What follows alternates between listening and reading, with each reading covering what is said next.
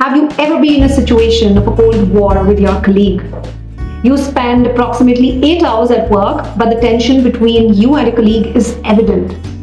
Does it disturb you? My friend, welcome to conflict. Hi, I'm Nidhi. I'm a communication skills trainer, and in today's video, I'm going to talk to you about how you can resolve conflict at workplace. So keep watching, and in the meantime, if you have not subscribed to my channel, please go ahead and do that right away. Isn't it disturbing to have this kind of a conflicted environment at workplace? Doesn't it take away your happiness, your creativity, and you might be going back home exhausted, mentally at least? I do understand that in times of conflict, egos are running really high, but that is something we need to really resolve. And how to do that, I'm going to share with you. The most important and the first step should be to clarify the source of conflict. See, for whatever situation, whatever problem you are in, the first step is always acknowledging it and understanding from where it arises. And the same goes for conflict. You need to understand the situation, assess it, so that you understand from where this whole conflict is arising. Now, the next one could be a little difficult, but you must do it. Listen actively. Why is this difficult? Think about it. If you're having conflict, that means there's a disagreement. You have your side of the story while the other person might have his or her side of the story. Everybody wants to speak up and feel for themselves. So be a good listener. Let the other person complete their side of the story first.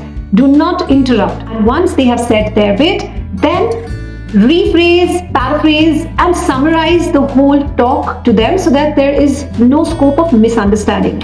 And this is going to leave you on the same page. And when the other person is completed, please do share your bit also. Now that all parties involved have put forward their side of the story and their side of the conflict, the next step should be to investigate the whole situation. You've heard it out. Now look at all aspects of the situation and then proceed further, because this is really, really important. The next that should be done is to prioritize the area of conflict. Every time, conflict may not have only one specific area. It might be spread across a lot of different areas. There might be a lot of simultaneous conflicting situations. So prioritize which part of the conflict are you going to focus on, because that is very important to start with, one step at a time.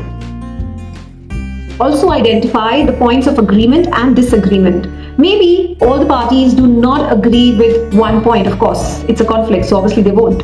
So it's important to summarize and identify what is that middle path. What is that middle line? Where is it where you walk a little and they walk a little and you meet there? So you have to find that middle path, and that's going to be your point of agreement. Also identify what is it that you really disagree on, because only then can you find a way out.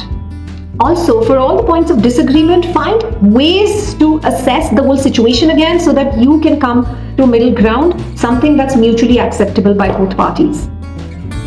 Once you've reached a point of mutual agreement, find a plan and devise and develop a plan how to proceed further. This plan should be again mutually acceptable to everybody involved in resolving that conflict. Start with the most important conflict and focus on how to improve it for the future. Do not constantly keep blaming what happened in the past.